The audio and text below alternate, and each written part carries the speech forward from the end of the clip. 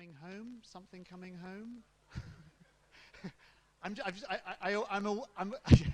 aware of the timings today. So we've got a few wonderful speakers today, but we're gonna keep it relatively brief, so you can all run off to wherever you need to get to the pub or whatever. But it's lovely to be here. I'm Dallas Campbell.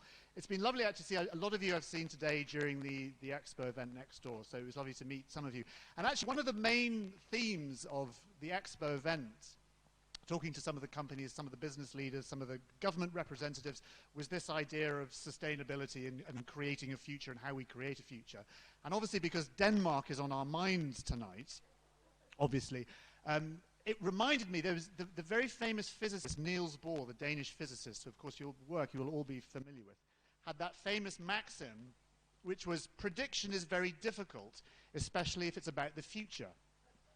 And I actually think he's wrong. I actually think he's wrong, because the way to predict the future is to make the future up yourself. If you're in charge of doing stuff, then you will dictate what the future looks like. And sort of, I think that's what the theme today is all about. So I want to say, especially thank you to Skyrora. We're going to be talking a lot about sustainability and these kinds of issues later on.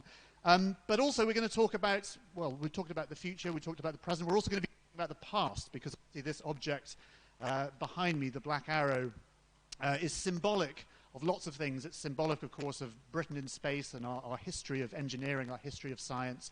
And it's also is relevant to the exciting news that will be revealed later on by one of the speakers, and I'm not quite sure who it is, because it doesn't say who it is on the script.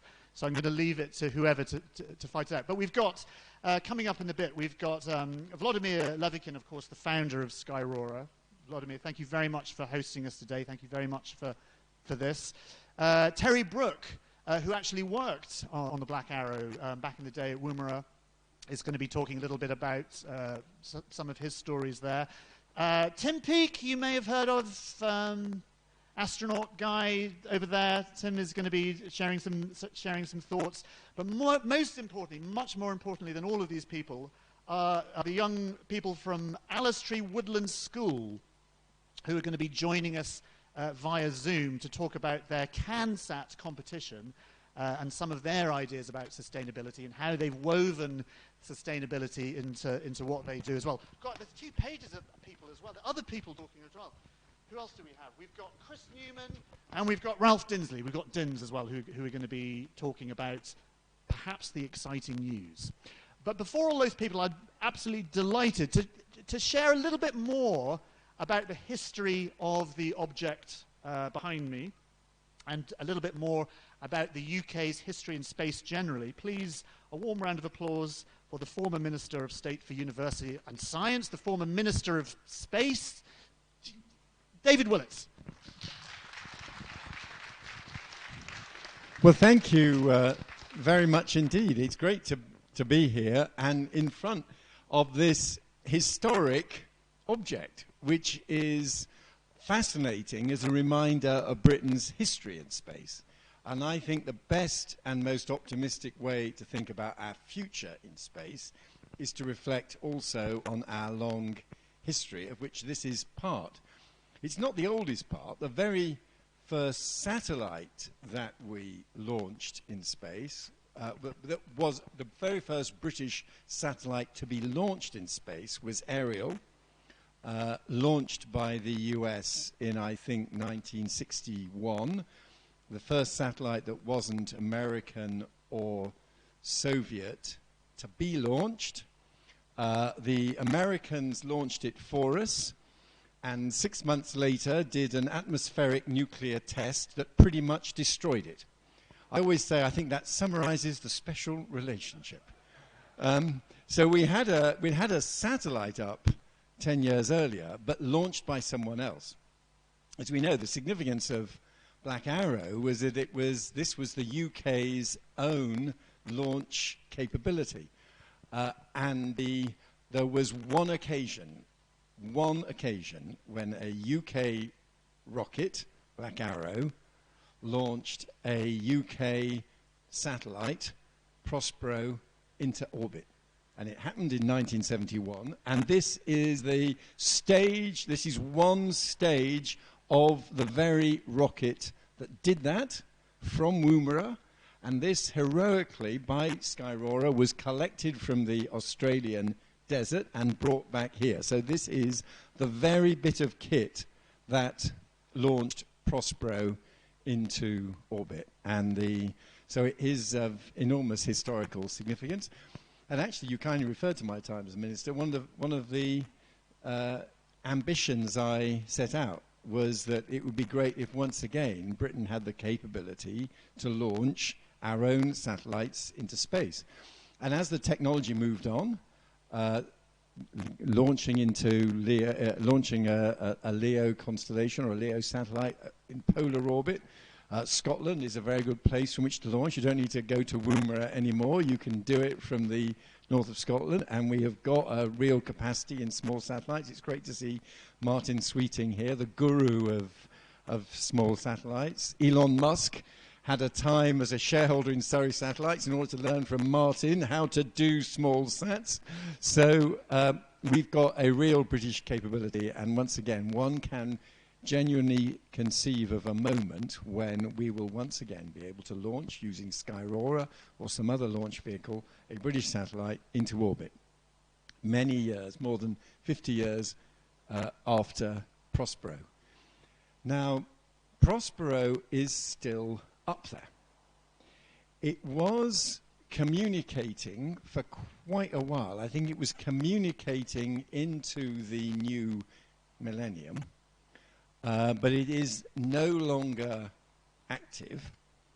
So, and this is, I think, the most humiliating part of the story, I think it's now space debris, which is a terrible way to talk about this great British technological achievement.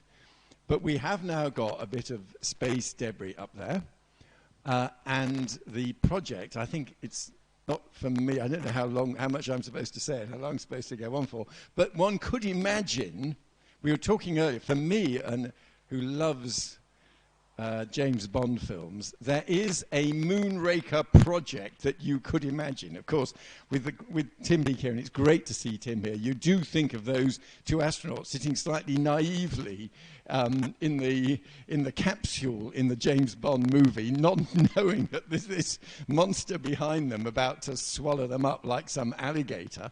That's the Moonraker sort of scenario, and I'm a layperson here. There are lots of proper scientists and technologists. I'm a layperson, but I guess the question is whether there is a Moonraker scenario in which we were able to retrieve Prospero and have it here properly alongside its own launch vehicle. And of course, that's not done just for historical reasons, which would just be a kind of indulgence, a marvelous thing to do, but it's actually for more than that. It's because space debris is one of the biggest single challenges we now face. And the challenge of removing space debris and either knocking it into the atmosphere so it burns up or bringing it back to Earth or whatever is one of the most important and topical challenges in space. And it would be great if British enterprise and British entrepreneurship played a role in tackling that challenge, and retrieving Prospero would be a fantastic example of doing just that.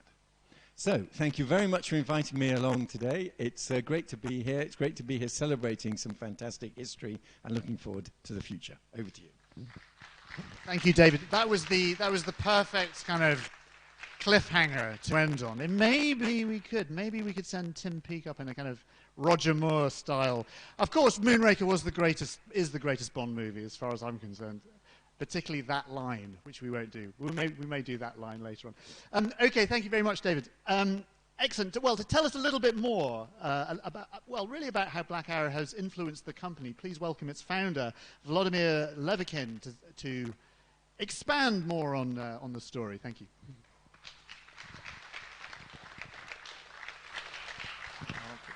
Okay, hello everyone. So thank you, Lord Willis. This was a great introduction to Black Arrow, and thank you everyone for your time today.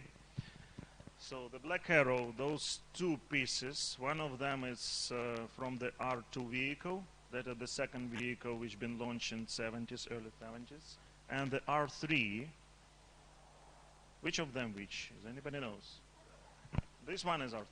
The large one is R3. That been launched in October 28th of 1971 from Australia. And that was a successful launch which delivered the British satellite Prospero. First time ever and last time ever, for now at least, when the British satellite's been delivered to space on British vehicle. So we in Skyrora been inspired by this technology. So please mind that is unique technology. It uses a unique combination of propellants, not like SpaceX or whatever the Soviet vehicles which you've seen, or French ones. That one is used hydrogen peroxide as oxidizer and kerosene as a fuel. So oxidizer, that is sort of like makes this vehicle unique.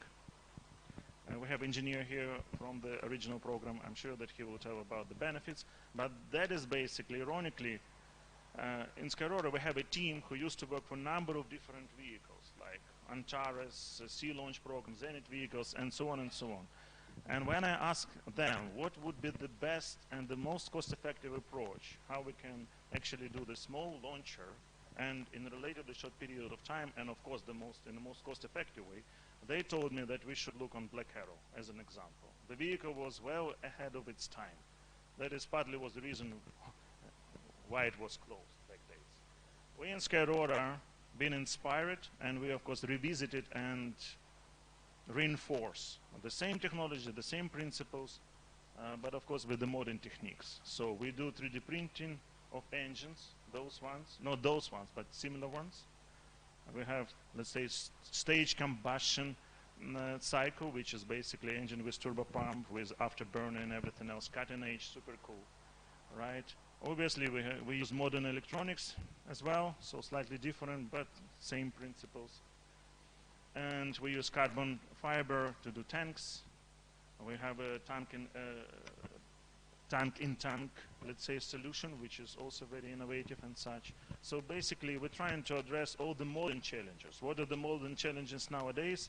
It's basically to be commercially successful, because unlike Black Arrow, we have to finance Skyrora ourselves from the private capital, you know, which is quite, let's say, limited in comparison with the government funding, which Black Arrow had. So how to make it the business, not just a vehicle, but the business. So that is basically the main challenge. How we're addressing this to produce all the technologies in-house. Basically, we're a vertically integrated company. To give a fresh update, so we're now transforming ourselves from R&D stage company, where we produce one vehicle, to mass production enterprise. So we're scaling up dramatically our facilities in Scotland, and other countries. And another challenge, modern challenge, is basically how to do the same, but in most environment friendly way. So that's why it's good that even Black Arrow and hydrogen peroxide give us, let's say, 3 times reduction of carbon footprint. However, even to move it further, we, instead of kerosene, we use our own fuel, synthetic fuel called ecosene, which is basically rocket-grade kerosene produced from unrecyclable plastic waste. So, and another modern challenge, of course there is more, but I will focus on 3 only today. It's basically how to be not only responsive, but responsible as well. So nowadays the vehicles, and we believe, should not be only responsible to launch satellites on orbit, but actually to take the redundant one down. So in Skyrora we have 3-stage design, where the 3rd stage has dual purposes. It can launch the new satellites in space, but at the same time it can execute the secondary mission, which is basically taking down the photo satellites during the same launch, the same mission. So that is us, right? So I promise not to tell anything else about this surprise which we are preparing for you today, announcement, right? And I think I covered everything, right? So thank you for your time today. Enjoy this evening, and especially we wish luck to England today. I'm originally from Ukraine, so it was quite embarrassing, so I would just wait. But we had a very good time because half of the Skyrora team is British and half Scottish and whatever. We have plenty of Ukrainians, so we quite enjoying this football championship so far. So let's keep enjoying it. Thank you. Thank you so much, Vladimir. That's great. And it's great to hear how this rocket is influencing your own work as well. It's wonderful actually to have the object here. You know, we can read about the past, we can read about history, and that's a great way of, you know, for young people particularly to understand how things came to be. But there's something very specific about actually having a physical object. There is something very special about being able to touch something. It's why we like going into museums and actually seeing physical objects. If we touch an object, it means so much more. It's why we do archaeology. And actually the idea of space archaeology, even if it's recent history like this is still very, very important. And I'm delighted to say we've got Terry Brooke with us. Terry, who worked on the Black Arrow project, to talk a little bit about his experiences on the project and his thoughts for the future as well. So thank you very much, Terry. Well, first of all, I'd like to thank Katie Miller and Skyrora for letting me come here tonight and try and sort of give you some input to the Black Arrow in the because I went on it in 1964. And, all right, I think when I speak to my granddaughters, they call it the upside down world. And anyway, I went on and when I arrived there on the first morning, I said to the foreman, I said, the shop's empty. He said, yes, your job is at the other end of the shop. So I arrived at the other end of the shop, and I said, what's that huge machine there? And he said, that is a seam welding machine. And I thought, well, I've never seen one of these before. And he said, your new workmate is from London and he's come down with this machine. So he said, he'll be your friend for the foreseeable future.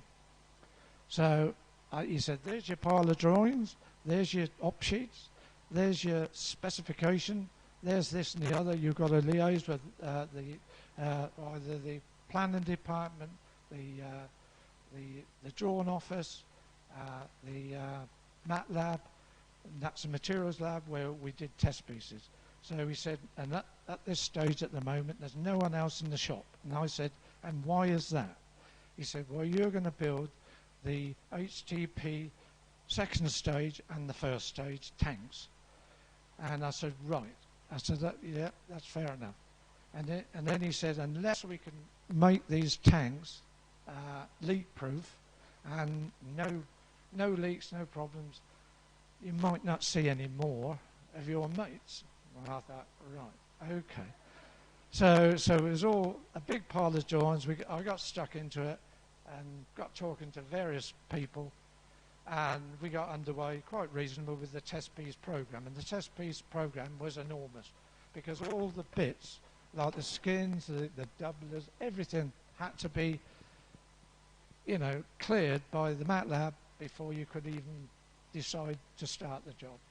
And all these skins were just plain pieces of metal, and all they are is aluminium. You know. So then they said, right, the test pieces, we got underway with them, and then lo and behold, he said, right, we did the test pieces, and then he said, I want you to go up to Osborne to see how the HCP reacts if there's a leak. So he had a little tiny spoon, well, it was a teaspoon, dropped it on the ground and woof. And I thought, yeah, I've got the message, you know, no leaks. And he said, do you feel happy about this? I said, yes, definitely happy about it. I'd served 5 years an apprenticeship at Saunders Row, and I'd had 2 years out of my apprenticeship, and I thought, well, if I can't do it, well, somebody else will have to do it, so it'll have to be me. And then we got underway. We did all the test program has gone through, and then we went and started the build. And we had got about halfway through building one of these HTP tanks, but the biggest trouble was the spinner at the end that you put in, because unless you have it dead accurate, and I mean you had to have it to less than 10 millimeters. We didn't use millimeters in thous, bits of thous, because the more you rolled round the tank, with the rollers, the more because it was too big. They come together like they were, I think they were made of brass, like big brass wheels. And the more you went round, and if you had more metal on the inside or the outside, you'd get it fold more in front of you. So anyway, suddenly he said, the foreman came up and he said, we have an American friend here who has come from California. And all right. He said he'd be stationed with you for a week, right? And he will go through all the procedures with you, and at the end of the week, he's supposed to be having a meeting with us and his other colleagues who went around the rest of the factory. And he didn't say it. I'll call him Tom, because I don't want to call him American. We'll call him Tom. And he was very quiet, and he didn't say too much. And I did explain to him about all the things that we'd already done. But no, when we had the wash-up meeting on the Friday, he said, there's no way, shape or form that you're going to make this tank with leak-proof. And we said, oh, he's a nice bloke. This one's very pessimistic. And we thought, well, we'd only just started it, see, and we thought, well, I don't know, perhaps he knows more than we do.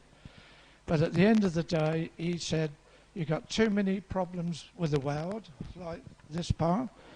You've got for cracks, the gaps, and the actual temperature and the pressure of each bit. And he just said, there's no way you'll be able to do it. No shape or form. And he said, well, I'm sorry, but he said, you've got one fitter on it and one man doing the seam welding. He said, in America, we'd have three fitters on it, and one backup, and one on night shift, one on the, and I said, oh Christ, you know. And I said, well, I can't answer that, can I? And he said, well, and at the end of the day, he said, I wish you all the best of luck in the world. He said, but you'll need every little bit of it. And anyway, about 3 weeks later, we finished the first stage tank, exactly like this one. And I had to go and do the testing on it. And so we went in the far corner, which they said was a nice quiet place in the far corner. So they said, you've got to test it. And they said, there is an element of danger with it because there's HTP. And I said, okay. So I said well, bring the rate fixer down, because if there's a element of danger, I want a bit of danger money. And he said, oh God, you're start. I said, so he came down and he offered me 6p an hour, right?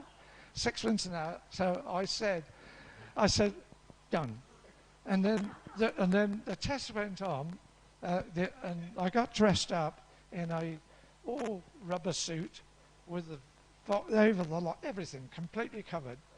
And by now we was near where there's been done during the dinner hour, and all the lads from the other departments are all lined up. Oh, well, what's this? And this little voice said, Brooksy thinks he's going into space.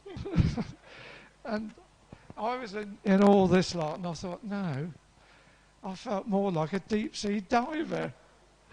And Tim, he'll say, you know, if he was there, he'd have said, no, you look like a deep sea diver, definitely. And anyway, we did the test, and it was all passed, and it was all passed to specification. And I did think of that American. I thought, we'll have one on you now. And anyway, we carried on doing all the tests for quite a long time, and was building quite a reasonable. And then the shop was now filling up because we were well ahead of contract. And then the foreman said, he came up one day and he said, the lads are not very happy. I said, well, what's the matter? He said, well, every weld you make, which is, he said, the lights flicker. And he said, it's driving them mad. So he said, how can we get over this? And I thought, oh, I don't know. And he said, well, I'll go and speak. So he spoke to the management, hire manager, and they said, if Terry and the spot welder can work on Sunday. Would you do that? And we thought, well, yeah, we'll have some of that, because in them days it was double time. Oh, yeah, we'll have some of that. So, and he said, but there won't be anybody else in the department, only you two. So away we go on the Sunday, all quite merrily, on our double time. And round about 11 o'clock, this manager came, waving his, to us he was a manager because he had a suit on and a tie. We had navy blue overalls, see, we weren't in white. And he came and he was waving his arms frantically. And he said, will you stop? And we thought, we must be on fire. You know, and he said, no. He said, there's been a complaint in Clarence Road, which is adjoined in the factory. And he said, he said, they know you're in here. He said, it might be a secret project. He said, everybody knows out there what's going on in here. And then he said, I said, well, why is the trouble? He said, well, all the ovens, the electrical ovens and the timers are all being affected. And I said, well, you know, he said, yeah, but it's a Sunday roast. He said, oh, that caused me and Frank said, oh, that was different. And then we popped up, that was serious, because Sunday roast was Sunday roast. I know that we're all up to date. And anyway, we carried on. I said, no, we can't stop, because we've got a set pattern, what we do with the rest of other part of, you know, like the MATLAB and all the rest of it, that if you've got to run, you carry on and do it until it's done. You don't stop and start, because that's causing trouble. So we said to him, I said, well, we're not stopping. And I said, we'll just carry on till we finish. And he said, what time do you finish? I said, about 3 o'clock. And I said, you'll have to go out in the street and tell them they'll have to have their Sunday roast late. So anyway, he wasn't very happy, so off he toddled. So we finished and went home and all the rest of it. Monday morning, the foreman came up and said, you had a little bit of trouble on Sunday, didn't you? I said, we did really. I said, we've had complaints from the... He said, yes, I know.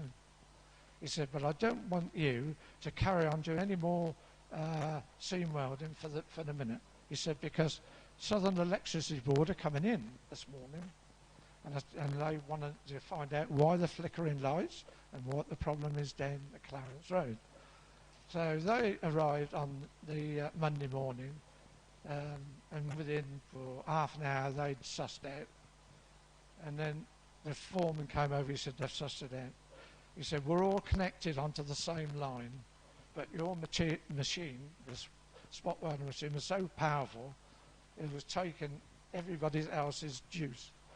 So what they said, we'll have to stop working for about a fortnight, so they can dig up the road outside in Clarence Road and reposition our electrics from that onto the main. And anyway, that's supposed to take about 2 weeks. Anyway, they did it in a week. There was no problem at all. And then we had to have another test run.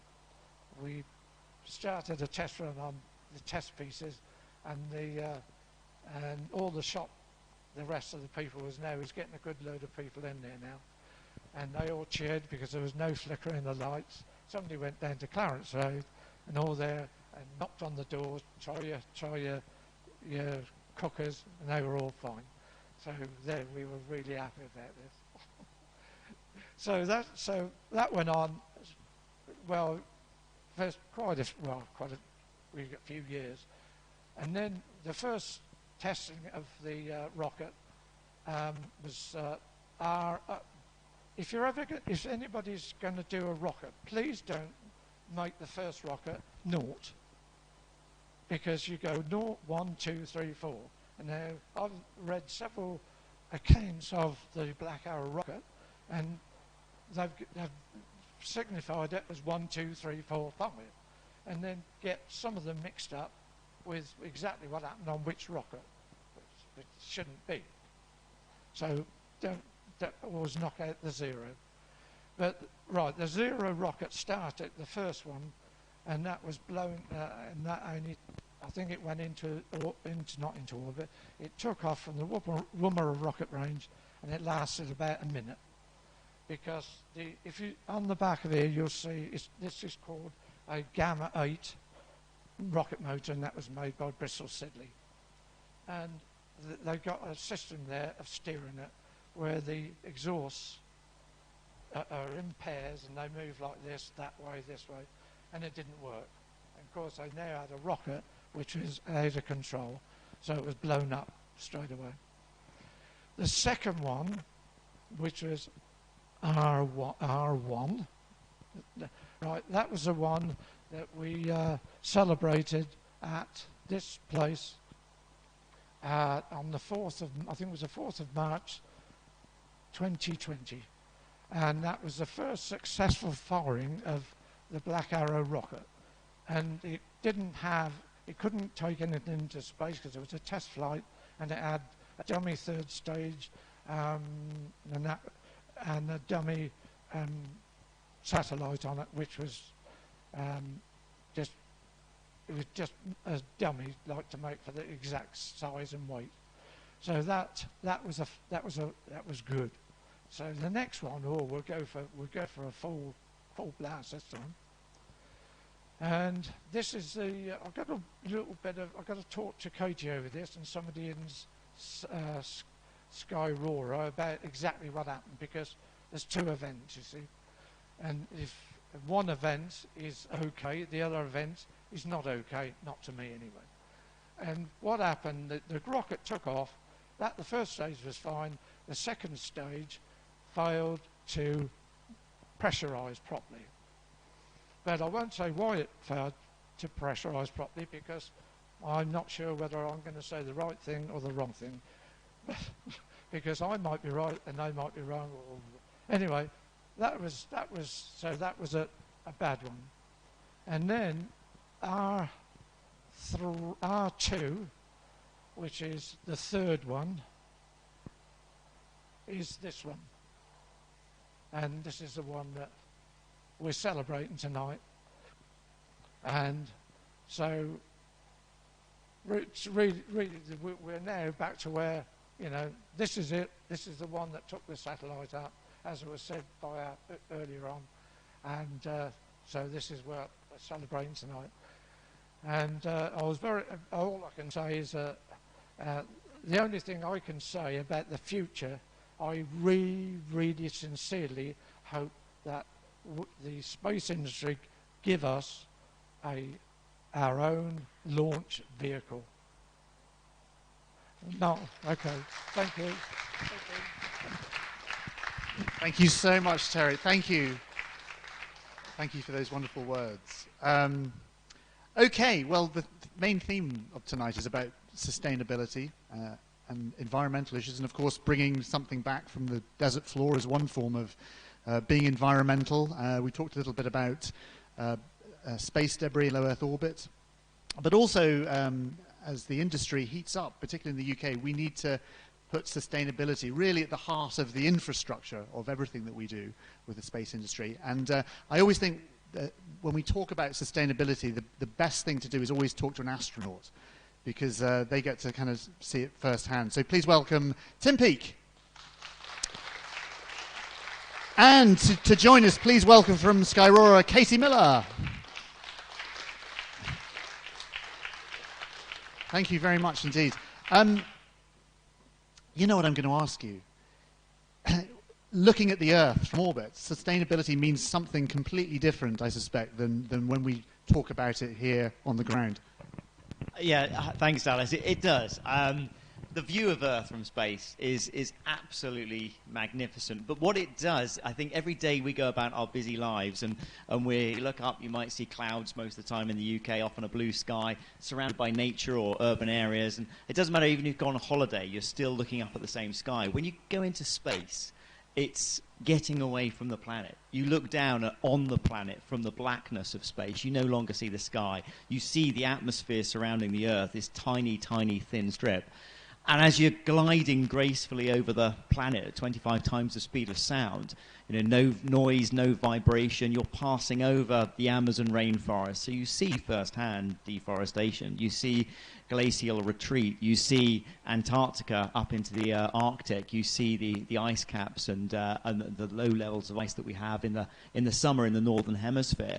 You see the sands of the Sahara drifting across France, Spain, and Portugal. And what that tells you is, wow, a little bit of a sandstorm whipped up in northern Africa. Our atmosphere is so thin that we're seeing that sand, falling over onto our cars and things. And it just gives you that impression from space as to how fragile the planet is in that respect. Our atmosphere is. So I think there's that change of perspective that we see.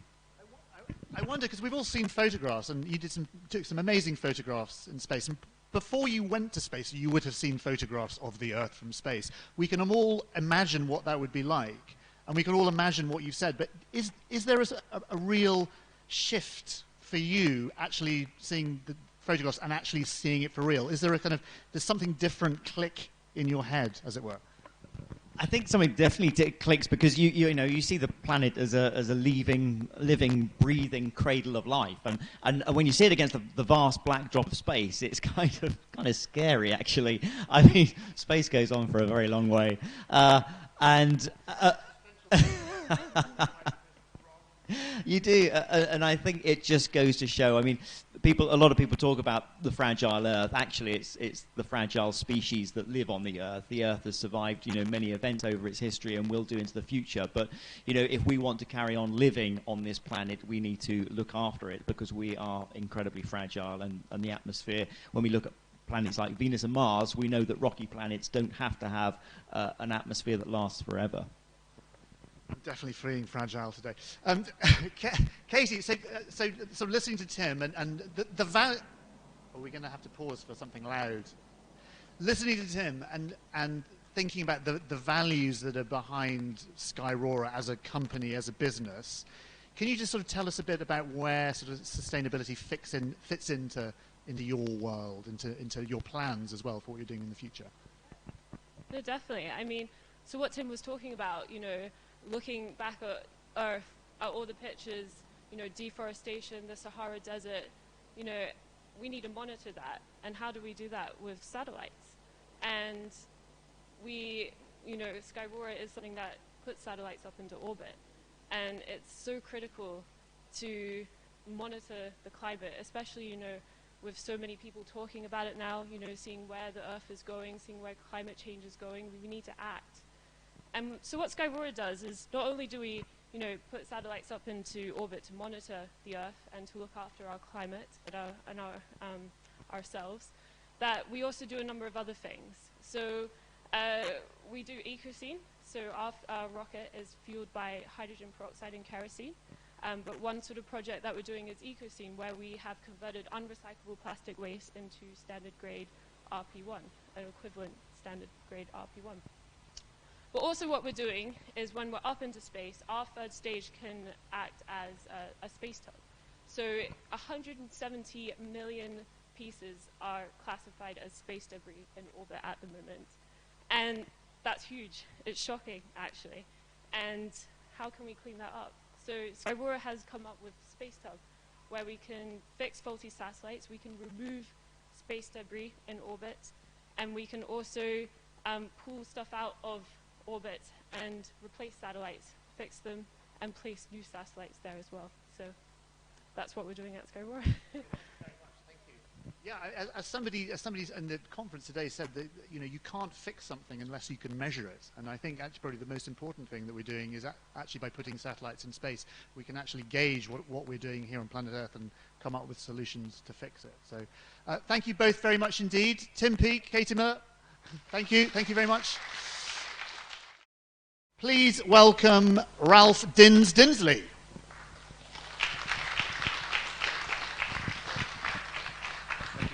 Thank you very much. Good evening, everybody, and thank you very much, Alan and Skyrora, for inviting me to speak. I feel very humbled. I would never have guessed when I started this journey of space surveillance and tracking 20 years ago that I would share such a stage with such exalted people. But I'll hand the mic over to Alan, and hopefully if we get some IT working, my colleague Chris Newman will actually play some video for us. And so what you're seeing here behind us is actually the video representation of where Prospero might be right now. I can honestly say that Northern Space and Security have found Prospero, with a little bit of help from the Americans. It's utilizing open source data, and it's showing the orbit. I'm not sure we can see it very clearly because of the light. It's showing the orbit of Prospero, which is an elliptical orbit around the Earth at the moment, coming as close as about 520 kilometers and going out as far as about 1,300 kilometers. And not only is Prospero up there, but part of the rocket body that put it there is up there as well. In a similar sort of orbit, slightly different inclination, but the similar sort of elliptical orbit. Not an easy project to go for, and finding Prospero is all about applying inspiration to what we need to do for the future. There's a lot of discussion about active debris removal, a lot of discussion about the threat, the space junk apocalypse. And wouldn't it be great if the UK actually took responsibility for some of that junk that is responsible for? Might be a small amount, but it's a step in the right direction. And finding Prospero is all about utilizing, because it may not be the actual object we require, the easiest object to remove from orbit or the biggest threat, but the fact that it is the first UK satellite launched by the first UK launch makes it an inspiration for others. And reaching out across the community. The beauty about space sustainability that we work within at Northern Space and Security is it's an inclusive project. We have space scientists, we have aero engineers, we work very closely with Professor Chris Newman on the legal side, on international relations. It covers every aspect. I'm an ex-history student with a master's in peace and development, but my dissertation was on critical perspectives of UK space security. And the threat of space junk threatens our space security, and space is very important to us. So it's such an inspiration. And I know Alan's going to have a few questions to ask about how we take this forward and present actually what the project should be. Thank you, Dints. Yes, good evening. Thank you. The inspiration for this idea came from working in Skyrora, having an inspirational discussion with Mr. Brooks, understanding how we recovered this, and indeed collaborating across the industry. So this idea, finding Prospero, is all about wanting to do space better, doing it in the context of what we can do today, identifying the resource that we represent, the skill set, the capabilities, and wanting to do this better for ourselves and for everyone.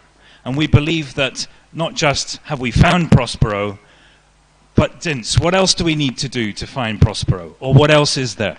But it's not just about finding Prospero, it's about repatriating Prospero. And it sounds like one of those Moonraker ideas about the idea of going up and capturing a satellite and not just bringing it down to demise. I mean, Prospero's orbit is decreasing at about 1 kilometer a year. So it's going to be quite a while before it, unless there's any events in space, quite a while before it actually naturally decays. It's actually being able to go out and touch that object, as Skyrora have done by providing the UK with the rocket body of that inspiration. Well, what if we went to a museum and we could actually see the first ever British satellite that's been launched into space that is now back on Earth for all the public to see and touch, potentially? And that sort of inspiration is the sort of thing that really lights the eyes of the young and brings them into this sort of adventure. And then we can reach across numerous communities to actually get support and develop support in there. And one of the great things is, in recent years, there's been a groundswell of interest in space from the Ministry of Defence. I did 32 years in the Royal Air Force as an air defender by choice, and I stumbled into space tracking as a chance and did it for half of my career. But the element is Defence are doing a lot of work tracking objects in space. They're inspiring air cadets. The air cadets have a very good education program on space. Well, why not involve the air cadets in finding Prospero and working out how we can bring it back? And even younger. I mean, the artwork behind it, my wife is an art teacher, and bringing art into this project as well inspires more children on that journey to ignite space in the UK. So yes, the idea is much bigger than just an active debris removal plan or project. It's all about our aspirations and using this as an industry project and indeed a challenge to go out to all collaborative partners in industry. I know we were talking to the British Interplanetary Society about this just last week, and they were expressing their desire and interest in involving and getting involved in and providing their resource to come up with solutions to try and help us not just do the active debris removal, but also to take part in what we believe to be, as Chris said already, the Prospero Principles, an idea that we are looking to come up with a code of behavior in space, a code that we in the UK, when we're going back to launch now, can actually adhere to ourselves, recommend to others, and demonstrate why we're being more responsible and more sustainable and wanting to do space better. What are the other things that we could do with Prospero and the project, Dins? What do you think? Well, there's so many endless ideas, both starting at the ground level with inspiring school children and older and students and furthering space science, but also on the commercialization. As I said, this is not an exclusive venture, it's very inclusive. You do not need to have a degree in any form of space science to be inspired by this sort of adventure. So just pulling in on the broad community of all ages across all spectrums, whether it is primary, higher schools or higher education, academia, commercialization, and creating jobs, and jobs not just for scientists but for international politics, for inspiration for becoming part of our armed forces and supporting the wonderful work they do for global security. And more importantly is linking into future technologies. It's not just about looking at that wonderful heritage we have in space launch, but actually utilizing that to ensure that we are great actors for the future, clean up further rubbish, and make sure that we don't put more rubbish up in space as well. Thanks, Dins. And I suppose one of the key challenges that we want to challenge you to, you did a great job of tracking that Chinese booster rocket re-entry, but maybe we can get to a specific area so we can actually pick it up.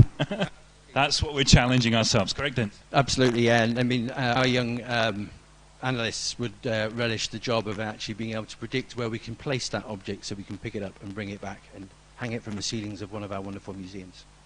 Thank you, and that's why we're so excited. We're launching this initiative this evening, an idea, a collaborative idea, open-ended idea. We are hoping that we will actually deliver some reports, some recommendations on the 28th of October this year, on the day that this R3 was launched and on the day that the Prospero actually made its way into orbit. And we hope to do that with everyone in this room, again, to Her Majesty's government, and demonstrate why the UK is doing launch better, is doing space better, and why we have a resource that we can be truly proud of.